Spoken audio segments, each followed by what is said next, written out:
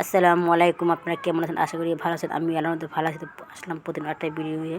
তো আজকে রাত্রে আমাদের এখানে প্রচুর বৃষ্টি হয়েছে, মানে শিলা বৃষ্টি। আর দেখুন ব্যাঙে ডাকতেছে কীভাবে।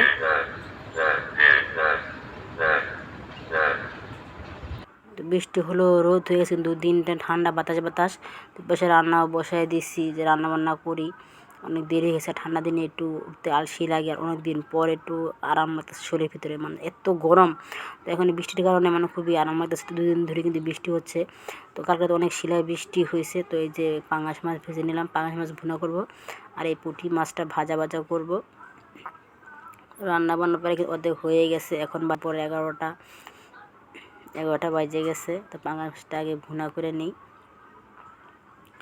ঠান্ডা দিনে কিন্তু কাজ করতেও ভালো লাগে, মনটাও ভালো থাকে। তো এই যে মাছ ভুনা হয়ে গেছে। আর এই পাশে যে কি কচু পাতা নিয়েছি, তো গ্রাম থেকে কচু পাতা আনছে, তো ভর্তা করব। তো প্রথমে আমি কিছু রসুন দিয়ে কচু পাতাটি সিদ্ধ করে নিব। তো আমি কচু পাতা ভর্তা করলে আমি এইভাবেই ভর্তা করি, আর এইভাবে ভর্তা করলে ভর্তাটা কিন্তু অনেক সুস্বাদু মজা হয়। তো কচুটা আগে একটু ভাপ দিয়ে নিয়েছি রসুন দিয়ে, ভালো করে একদম পানি কিন্তু একটু পানিও দিইনি, তেমনি শুয়ে গেছে। তো এই পাশে আবার শুকনো মরিচটা ভাজে নিতে আসছি, কারণ এই ভর্তাটা আমি হাতে রুটি করে আর কি পাটায় বেটে হাতে তুলে ভর্তা করব।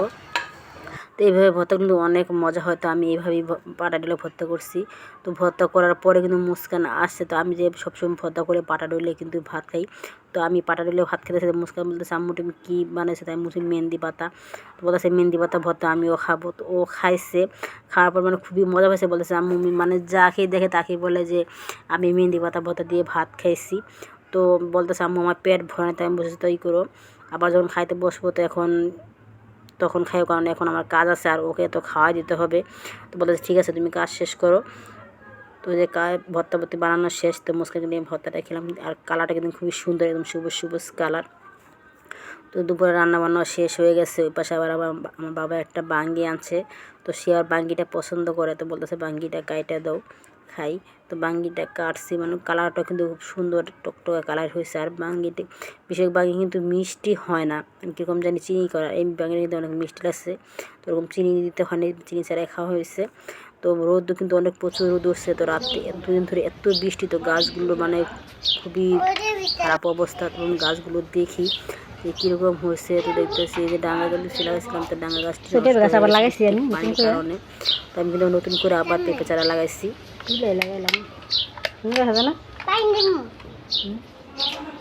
তো গাছ দেখলে সেটা শুয়েছিলাম। তো মোবাইল মুছে আম্মু চলো বাহিরে যাই। তো বাহিরে গেলাম, ও যে দেখুন কোথাও দাঁড়ায় আছে, দেখছো?